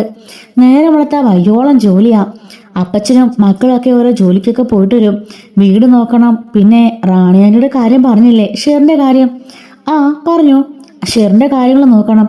അല്ലേ ഷെറിന് എന്താ സംഭവിച്ചേ? അതൊക്കെ വലിയൊരു കഥയാ, ഞാൻ പതിയെ പറയാം. പതിയെ മതി എന്ന് പറയുന്നുണ്ട്. രണ്ടുപേരും കൂടി പെട്ടെന്ന് തന്നെ ആ പാത്രമെല്ലാം കഴുകി വെക്കാണ്. അടുക്കളയും കിച്ചൺ സ്ലാബും എല്ലാം അലീന സ്പീഡിൽ വൃത്തിയാക്കുന്നത് കൊണ്ട് സാന്ദ്ര ഞെട്ടിലോട് നോക്കി നിൽക്കാണ്. സാന്ദ്ര ഒരുപാട് ശ്രമിച്ചിട്ടാണ് അത് അത്രയും ക്ലീൻ ആക്കുന്നത്. പക്ഷെ അതിൽ നിമിഷ നേരം കൊണ്ട് അതെല്ലാം ക്ലീൻ ചെയ്യുന്നുണ്ട്. അതുപോലെ തന്നെ ഹാളിലേക്ക് പോയിട്ട് ടേബിൾ ടോപ്പെല്ലാം തുടച്ച് വൃത്തിയാക്കി ഹാളെല്ലാം വൃത്തിയാക്കുന്നുണ്ട്. പെട്ടെന്ന് തന്നെ ഇത്രയും ജോലികൾ ചെയ്തെടുക്കുമ്പോൾ സാന്ദ്ര ചോദിക്കാണ്, നേരത്തെ അവിടെ ജോലിക്ക് നിൽക്കായിരുന്നോ? അത് എങ്ങനെ മനസ്സിലായി? അല്ല ഇത്ര സ്പീഡിൽ ജോലി ചെയ്യുന്നുണ്ട്. ഇത് ഞാൻ അനാഥലത്തിലായിരുന്നപ്പോഴും ഇങ്ങനെ തന്നെ ആയിരുന്നു. അവിടുത്തെ ജോലികളും നമ്മൾ തന്നെ ചെയ്യണ്ടേ, കുഞ്ഞിലോട്ടെ ശീലിച്ചു പോന്നതാ, അതുകൊണ്ട് ആ അടുക്കും ചിട്ടയൊക്കെ അറിയാം. സാന്ദ്ര പറയുന്നുണ്ട്, കല്യാണം വരെ ഞാൻ ഒന്നും ചെയ്തിട്ടില്ല, അതിനുശേഷം ചെയ്യാതിരുന്നിട്ടുമില്ല. അത്രയ്ക്ക് പണിയാ, ശരിക്കും നടുവൊക്കെ നല്ല വേദനയാ എന്നൊക്കെ പറയുമ്പോൾ അത് സാരില്ല, 3-4 ദിവസമേ ഞാൻ അവിടെ കാണുള്ളൂ, അപ്പോഴത്തേക്കും ഞാൻ സഹായിക്കാം. അത് കഴിഞ്ഞാലും ഞാൻ തന്നെ ചെയ്യണ്ടേ എന്ന് സാന്ദ്ര ചോദിക്കുമ്പോൾ എത്രയും പെട്ടെന്ന് ഒരു ജോലിക്കാരെ സെറ്റാക്കാൻ നോക്ക്, അത് കഴിയുമ്പോൾ എല്ലാം റെഡിയാവുന്നേ, സമാധാനിക്ക് എന്നും പറഞ്ഞ് സമാധാനിപ്പിക്കുന്നുണ്ട്. അങ്ങനെ രണ്ടുപേരും കൂടി കഥയെല്ലാം പറഞ്ഞുകൊണ്ട് അവിടെ തുണിയെല്ലാം കഴുകുകയും അങ്ങനെ എല്ലാ ജോലികളും ഒരുമിച്ച് ചെയ്യുകയാണ്. സാന്ദ്രയ്ക്കും അത് വലിയ സന്തോഷമാകുന്നുണ്ട്, ഇങ്ങനെ ജോലികൾ ചെയ്ത് കൂടുതൽ നിൽക്കുമ്പോൾ. അല്ല ഷെറിനെ എനിക്കൊന്ന് കാണാൻ പറ്റുമോ? അയ്യോ അതിന്ന് വേണ്ട, ഇന്നിച്ചിരി വയലൻ്റാ, മുമ്പേയും കൂടി പ്രശ്നം ഉണ്ടാക്കിയതേ ഉള്ളൂ. എപ്പോഴും വയലൻ്റാണോ? ഇടയ്ക്കൊക്കെ. അല്ല എന്താ അതിന് കാരണം? ഞാൻ പറഞ്ഞില്ലേ വലിയ കഥയാ, ഇവിടെ അപ്പച്ചനൊക്കെ അറിയാതെ രഹസ്യമായിട്ട് ഞാൻ പിന്നീട് പറയാം എന്ന് പറയുന്നുണ്ട്. ഷെറിൻ്റെ കല്യാണം കഴിഞ്ഞതല്ലേ? കല്യാണമൊക്കെ കഴിഞ്ഞതാ, ബന്ധം ഉപേക്ഷിച്ചതാ. അയ്യോ ഒത്തിരി പ്രായമുണ്ടോ? ഇല്ലെന്നേ, 19 വയസ്സേ ഉള്ളൂ, അതിൽ കൂടുതലൊന്നും ഇല്ല, അത്രേ ഉള്ളൂ. ആണോ? കഷ്ടമായി പോയല്ലേ? അതെ, എന്ത് പറയാനാ. അപ്പോൾ ഈ റാണിയുടെ കാര്യങ്ങളൊക്കെ നോക്കുന്നത് അതും ഞാൻ തന്നെയാ. തനിയെ കുളിക്കുകയൊക്കെ ചെയ്തോളും, എങ്കിലും നമ്മൾ ഇടയ്ക്കൊരു കണ്ണ് വേണം. ആൾക്കങ്ങനെ സ്വബോധം ഇല്ലല്ലോ, എപ്പോഴും നമ്മളൊരു കണ്ണ് അത്യാവശ്യമാണ്. ഒരു ഹോം നേഴ്സിനെ നോക്കിയിട്ട് പോലും കിട്ടാനില്ല, ആരെങ്കിലും കിട്ടുന്നെങ്കിൽ അത് വലിയ ഉപകാരമായേനെ എന്നൊക്കെ പറയുന്നുണ്ട്. അങ്ങനെ രണ്ടുപേരും നല്ല കൂട്ടാവുകയാണ്. അങ്ങനെ പിറ്റേ ദിവസം അങ്ങനെ അന്ന് രാത്രിയിൽ സാന്ദ്ര അലിനിക്ക് കിടക്കാനുള്ള മുറിയെല്ലാം ഒരുക്കി കൊടുക്കുന്നുണ്ട്. അപ്പച്ചി വന്നിട്ട് ചോദിക്കുകയാണ്, എങ്ങനെയുണ്ട് മോളെ, എൻ്റെ വീടൊക്കെ ഇഷ്ടമായോ? പിന്നെ അല്ലാതെ സത്യം പറഞ്ഞാൽ ഇന്നാ കുറച്ച് ശുദ്ധമായി ശ്വസിച്ചത് അവിടെ പപ്പയും ആ ജോലിക്കാരും നായ്ക്കളും മാത്രം. ആകെപ്പാട് ഞാൻ വീർപ്പ് മുട്ടുമായിരുന്നു. ഇവിടെ വന്ന് കുറച്ച് മനുഷ്യരെ കണ്ടപ്പോഴാണ് സമാധാനമായത്. പിന്നെ സാന്ദ്ര ചേച്ചീനെ, കാരണം നമ്മൾക്ക് ഒരു പെണ്ണുണ്ടെങ്കിലല്ലേ സംസാരിക്കുമ്പോൾ നമുക്കൊരു ഉഷാറുള്ളൂ. എന്നും തുറന്നു പറയാൻ ഒരു പെൺകുട്ടിക്ക് ഒരു പെൺകുട്ടി തന്നെ വേണം. അതിന് ആരൊക്കെ ഉണ്ടെന്ന് പറഞ്ഞാലും അത് ശരിയാവില്ല അപ്പച്ച. ആ സാന്ദ്രമുള്ളോട്ട് കൂട്ടായില്ലേ, പിന്നെ ഞങ്ങളിപ്പോൾ നല്ല കമ്പനിയാ എന്ന് പറയുന്നുണ്ട്. അങ്ങനെ കിടക്കാനുള്ള സ്ഥലമെല്ലാം കാണിച്ചു കൊടുക്കുകയും രാത്രി ഇരുന്നുകൊണ്ട് ഷെറിൻ്റെ കഥകളെല്ലാം നമ്മുടെ സാന്ദ്ര പറഞ്ഞു കൊടുക്കുന്നുണ്ട്. ഒരുപാടൊന്നുമില്ലെങ്കിലും ചെറുതായിട്ടൊക്കെ എന്താ സംഭവിച്ചെന്ന ഒരു സൂചനയൊക്കെ കൊടുക്കുന്നുണ്ട് കേട്ടോ. നാളെ എനിക്ക് റാണിയെ കാണാൻ പറ്റുമോ? പിന്നെ റാണീൻ്റെ കാണാനൊക്കെ പറ്റും, പക്ഷെ ഒത്തിരി അടുക്കണ്ട, ആള് ഡേഞ്ചറാ എന്ന് പറയുന്നുണ്ട്. അങ്ങനെ പിറ്റേ ദിവസം രാവിലെ ആവുകയാണ്. സാന്ദ്ര 7 മണിക്ക് എണ്ണിച്ച് വരുന്നതേ ഉള്ളൂ. അപ്പോൾ നോക്കുമ്പോഴേക്കും അടുക്കളയിൽ അലിന കുളി കഴിഞ്ഞ് ഇടിയപ്പം ഉണ്ടാക്കി മുട്ടയും കറി വെച്ചിട്ടുണ്ട്. അതുപോലെ മറ്റൊരു അടുപ്പിൽ ഇഡ്ഡലി ഉണ്ടാക്കി സാമ്പാറും ദോശയും റെഡിയാക്കി. അടുക്കളയാണെങ്കിലോ വെട്ടിത്തിളങ്ങിയിരിക്കുന്നു. സാന്ദ്ര കണ്ട് ഞെട്ടിപ്പോയി. ഇത്ര പെട്ടെന്ന് ഇതെല്ലാം റെഡിയാക്കിയോ? പിന്നെ ഞാൻ 5:45 മണിയാകുമ്പോഴേക്കും എഴുന്നേക്കും. എഴുന്നേറ്റുണ്ടെങ്കിൽ കുളിച്ച് ഈ ജോലി അങ്ങ് ആരംഭിക്കും. രാവിലത്തെ ബ്രേക്ക്ഫാസ്റ്റ് ആണല്ലോ നേരത്തെ കഴിക്കേണ്ടത്, അതുകൊണ്ട് അതാദ്യം ഉണ്ടാക്കും. കൂടെ തന്നെ കിച്ചണും ക്ലീൻ ചെയ്യും. അപ്പം അത്രയും പണി അങ്ങ് ഒതുങ്ങി കിട്ടും. ഞാൻ 7 മണിക്ക് എണീക്കാറ്. അതിനുശേഷം എല്ലാം ഉണ്ടാക്കി പറക്കി വരുമ്പം ഒരു 9:30 ആവും. ഇവിടെ ഉള്ളവർക്ക് അപ്പം കിട്ടിയാലും മതി. പിന്നെ എൻ്റെ അസൗകര്യമൊക്കെ അവർക്കും അറിയാവുന്നതുകൊണ്ട് വലിയ കുഴപ്പമില്ല. പിന്നെ ഇത് ശീലമാക്കണ്ട കേട്ടോ. 5 ദിവസം അല്ല നേരത്തെ ചെയ്തു കഴിഞ്ഞാലേ ഇവിടെ പിന്നെ ചോദ്യം വരും, നിനക്ക് എണീച്ചാൽ എന്താണെന്ന്. ഹാ ശരിയാ, അങ്ങനെ ഒരു മാറ്റർ ഉണ്ടല്ലോ അല്ലേ എന്ന് അലിന ചിരിച്ചുകൊണ്ട് പറയുന്നുണ്ട്. ചേച്ചി പോയി കുളിച്ചിട്ട് വാ, ഞാനപ്പോഴേക്കും ബാക്കി റെഡിയാക്കാം എന്ന് പറയുമ്പം സാന്ദ്ര കുളിക്കാനായി പോകുന്നുണ്ട്. കുളിച്ചു കഴിയുമ്പോഴേക്കും അലീന വീടെല്ലാം തൂത്തുവാരുന്നുണ്ട്. അയ്യോ ഇതൊന്നും ചെയ്യണ്ട, ഞാൻ ചെയ്തോളാം, ആ ജോലിക്കാർ വരുമ്പം അടിച്ചു തൂത്ത് വൃത്തിയാക്കിക്കോളും, അത് സാരമില്ലെന്നേ എന്ന് പറഞ്ഞുകൊണ്ട് അല്ല തൂത്തുറുമ്പോഴേക്കും ആ ജോലിക്കാർ എത്തി. അവർ വന്ന് എല്ലാ മുറിയും തൂത്തോടച്ചിടുന്നുണ്ട്. എല്ലാ മുറിയിലും വിരിയെല്ലാം മാറ്റി കട്ടിലെല്ലാം ക്ലീൻ ചെയ്തിടുന്നുണ്ട്. സാന്ദ്ര അതെല്ലാം കൊണ്ട് അലക്കാനിടുന്നുണ്ട്. അങ്ങനെ ബ്രേക്ക്ഫാസ്റ്റ് ഒക്കെ കഴിച്ച് സന്തോഷമായിട്ട് തന്നെ അവർ ഓഫീസിലേക്കൊക്കെ പോവാണ്. അങ്ങനെ അന്ന് ഉച്ചയൊക്കെ ആയപ്പോഴേക്കും എനിക്കിനി ഷെറിനെ ആൻറ്റിയെ കാണാമെന്ന് ചോദിക്കുമ്പം അതിനെന്താ ബാ കാണാമെന്ന് പറഞ്ഞുകൊണ്ട് സാന്ദ്ര അവളെയും കൂട്ടി അകത്തേക്ക് കയറുന്നുണ്ട്. ഈ സമയം ഷെറിനാണെങ്കിലോ ഡെസ്കിൽ ഇങ്ങനെ മുഖം കൊന്നിച്ചിരിക്കുകയാണ്. ഷെറിനെ ദേ നിന്നെ ഒരാൾ കാണാൻ വന്നിരിക്കുന്നു. അപ്പോഴേക്കും അവൾ തല ഉയർത്ത് നോക്കുകയാണ്. എനിക്കാരെയും കാണണ്ട, എൻ്റെ കുഞ്ഞിനെ കൊണ്ടേ കൊന്നവരല്ലേ എന്ന് ചോദിക്കുമ്പം അയ്യോ ഇത് അവരൊന്നും അല്ല, ഇത് നോക്കിയെന്ന് പറയുമ്പോഴേക്കും തിരിഞ്ഞു നോക്കുകയാണ്. കണ്ടപാടെ ഷെറിന് ഭയങ്കര ഇഷ്ടപ്പെട്ടു. ഓടി വരുന്ന വരവ് കണ്ടപ്പം സാന്ദ്ര ഞെട്ടുന്നുണ്ടെങ്കിലും വന്നലിനെ കെട്ടിപ്പിടിക്കുകയാണ്. കാരണം അവളുടെ ഉപബോധ മനസ്സിലാണെങ്കിലും അവളുടെ അമ്മയുടെ മുഖം അവൾക്ക് ഓർമ്മയുണ്ടല്ലോ. 23 വർഷങ്ങൾക്ക് മുമ്പ് ചിന്നമ്മ മരിച്ചു പോകുമ്പോൾ നമ്മുടെ ഷെറിന് ഏകദേശം 10 വയസ്സങ്ങളുടെ പ്രായമുള്ളൂ കേട്ടോ, അതിൽ താഴെ മാത്രമേ ഉള്ളൂ. അന്ന് അമ്മയെ കണ്ടൊരു ഓർമ്മ അവൾക്കുണ്ട്. പിന്നെ ഫോട്ടോകളായിട്ട് അവൾ കാണുന്നുണ്ടല്ലോ. തൻ്റെ അമ്മയാണ് മുമ്പിൽ നിൽക്കുന്നതെന്ന് ഷെറിന് ഓർക്കുന്നുണ്ട്. അങ്ങനെ ഓർത്തുകൊണ്ട് അവളെ ഒന്ന് കെട്ടിപ്പിടിക്കുകയാണ്. അമ്മയെന്നും പറഞ്ഞുകൊണ്ട് കെട്ടിപ്പിടിച്ച് കുറേ ഉമ്മ കൊടുക്കുന്നുണ്ട്. സാന്ദ്ര പറയുന്നുണ്ട്, എന്തായാലും രക്ഷപ്പെട്ട അലീന, നിന്നെ ചിന്നമ്മയാണെന്നാ കരുതിയിരിക്കുന്നേ, സ്വന്തം അമ്മ, അതുകൊണ്ട് നീ രക്ഷപ്പെട്ടു, നിന്നെ ഉപദ്രവിക്കില്ല, അല്ലേലും എന്നെ ഉപദ്രവിക്കില്ല, ഇത് പാവമല്ലേ എന്ന് പറയുമ്പം പാവമൊക്കെയാ, ചില സമയത്ത് നല്ല അടിയും മാന്തമൊക്കെ കിട്ടും, അത് സാരല്ല, ഞാൻ മാനേജ് ചെയ്തോളാം എന്നൊക്കെ പറയുന്നുണ്ട്. അങ്ങനെ അലീന ഷെറിനെയൊക്കെ മാനേജ് ചെയ്യുന്നുണ്ട്. 2-3-4 ദിവസം കഴിഞ്ഞു പോവാണ്. ഈ സമയത്തിനിടയ്ക്ക് പപ്പ വിളിക്കുന്നുണ്ട്. അതുപോലെ രേവതിക്കുട്ടി, മനു എല്ലാവരും കോളൊക്കെ ചെയ്യുന്നുണ്ട്. അങ്ങനെ അലീനനെ പുനലൂരിൽ നിന്നും കുളത്തപ്പുഴയ്ക്ക് കൊണ്ടുവരാനായിട്ട് സ്റ്റാലി പറയുമ്പം അവധക്കുട്ടി പറയാണ്, എടാ കുറച്ച് ദിവസം നിൽക്കട്ടെടാ, എന്നിട്ട് പറഞ്ഞേക്കാം. അപ്പച്ച ഞാൻ ഒരു കാര്യം പറയട്ടെ, അപ്പച്ചൻ നിന്ന് അവളെ ഇങ്ങോട്ട് വിട്. ഞാൻ പറഞ്ഞില്ലേ എൻ്റെ മകളായിട്ട് എല്ലാവരും അറിയിക്കുന്ന ഡിക്ലെയർ ചെയ്യുന്ന ഒരു ഫംഗ്ഷൻ ഉണ്ടെന്ന്, അത് ഞാൻ നാളത്തേക്ക് അറ്റൻഡ് ചെയ്തിരിക്കാം. അത് കഴിയുമ്പോഴേക്കും അവളെ അങ്ങോട്ടേക്ക് പറഞ്ഞേക്കാം, അതുകൊണ്ട് അവളെ ഇങ്ങോട്ടേക്ക് വിട് എന്ന് പറയുമ്പം ശരി ശരി എന്നും പറഞ്ഞുകൊണ്ട് അപ്പച്ചൻ തന്നെ നേരിട്ട് കൊണ്ടുവിടാൻ വേണ്ടി ഒരുങ്ങുകയാണ്. ഈ സമയത്ത് അവധക്കുട്ടി അലിനോട് വരാൻ പറയുന്നുണ്ട്. അവധക്കുട്ടിയുടെ മുറിയിലേക്ക് അലിന ചെല്ലാണ്. ആ സമയത്ത് അവധക്കുട്ടിയുടെ അലമാര തുറന്നിട്ട് ഒരു പഴയ ഒരു പെട്ടി എടുക്കുന്നുണ്ട്. എന്താ അപ്പച്ചായത്? ഇതെന്റെ ചിന്നമ്മയുടെയാ. ഇനി മുതൽ ഇത് നിനക്കുള്ളതാ. എന്താ അപ്പച്ച ഇത്? തുറന്നു നോക്ക്. അങ്ങനെ അവ തുറന്നു നോക്കുമ്പോൾ അതിൽ നിറയെ ആഭരണങ്ങളായിരിക്കും. അയ്യോ, ഇതൊക്കെ എന്തിനാ എനിക്ക്? ഇതെന്റെ ചിന്നമ്മ അണിഞ്ഞിരുന്നതാ. മരിക്കാൻ നേരം അതെല്ലാം ഊരി എൻ്റെ കയ്യിലേക്ക് തന്നു. ഞാൻ അവളുടെ ഓർമ്മയ്ക്ക് വേണ്ടി ഇവിടെ സൂക്ഷിച്ചിരുന്നതാ. ഇതാർക്കും കൊടുക്കാൻ ഇന്നേ വരെ എനിക്ക് തോന്നിയിട്ടില്ല. എൻ്റെ മരണശേഷം കുട്ടികളെ വിധിച്ചെടുത്തോളെന്ന് ഞാൻ കരുതിയത്. പക്ഷെ അതിൻ്റെ യഥാർത്ഥ അവകാശി ഇന്നലെ ഇവിടെ എത്തിയത്. അത് നീയാ അതിൻ്റെ അവകാശി. ഇപ്പോഴെനിക്ക് മനസ്സിലായത് എന്തിനാ ഞാനത് സൂക്ഷിച്ചെന്ന്. എൻ്റെ മോക്ക് വേണ്ടിയാ. ദേ, ഇത് മുഴുവനും എൻ്റെ മോക്കുള്ളതാ. അയ്യോ, എനിക്കൊന്നും വേണ്ട. അങ്ങനെ പറഞ്ഞാൽ പറ്റില്ല. എൻ്റെ ചിന്നമ്മയ്ക്ക് ഞാൻ തരുന്ന സമ്മാന. എൻ്റെ ചിന്നമ്മ അണിഞ്ഞ ആഭരണങ്ങളാ. അതിനു മുതൽ നീ വേണം അണിയാൻ. ഈ കൊട്ടാരവട്ടം തറവാട്ടിലെ അടുത്ത ചിന്നമ്മ നീയാ. സ്റ്റാലിൻ ജോസഫിന്റെ മകൾ. ഈ കൊട്ടാരമഠത്തിൽ ഔതുകുട്ടിച്ചായന്റെ കൊച്ചുമകൾ. നീയാണ് ഇതിന്റെ അവകാശി എന്ന് പറയുന്നുണ്ട്. അങ്ങനെ അത് വാങ്ങിച്ചിട്ട് അലീന അപ്പച്ചന് അനുഗ്രഹം മേടിക്കുകയാണ്. അങ്ങനെ അതും കൊണ്ട് നേരെ കൊളത്തുപുഴയ്ക്കോട്ട് സ്റ്റാലിൻ്റെ അടുത്തേക്ക് അലീന പോണുണ്ട്. അലീന കയറി വന്ന പാടെ സ്റ്റാലിൻ്റെ അടുത്തേക്ക് ചെല്ലുന്നുണ്ട്. അപ്പോഴേക്കും കയ്യിലെ ആ പെട്ടി കണ്ട് ഇതെന്താണെന്ന് ചോദിക്കുന്നുണ്ട്. അപ്പോഴേക്കും ഇത് മുത്തച്ഛൻ തന്നതാ, വല്യപ്പച്ചൻ തന്നതാ. വല്യപ്പച്ചൻ്റെ ഭാര്യയുടെ, അതായത് സ്റ്റാലി പപ്പയുടെ മമ്മയുടെ സ്വർണ്ണാഭരണം എന്ന് പറയുമ്പോൾ ഇന്നേ വരെ അപ്പൻ ആർക്കും കൊടുത്തിട്ടില്ല.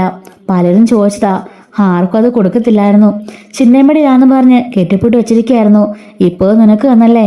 നിനക്ക് ഭാഗ്യമുണ്ട്. എൻ്റെ അപ്പൻ്റെ മനസ്സ് ഞാൻ കീഴടക്കി കളഞ്ഞല്ലോ. ചിന്നമ്മയുടെ തന്നെ സ്വരൂപമല്ല നീ, പിന്നെ എങ്ങനെ കീഴടക്കാതിരിക്കും എന്നൊക്കെ സ്റ്റാൻലി പറയാണ്. എനിക്ക് ഇതൊന്നും വേണ്ടത് പപ്പ. എങ്കിലും അപ്പച്ചൻ സ്നേഹത്തോട് തന്നുകൊണ്ട് ഞാൻ അങ്ങ് വാങ്ങിച്ചതേ ഉള്ളൂ.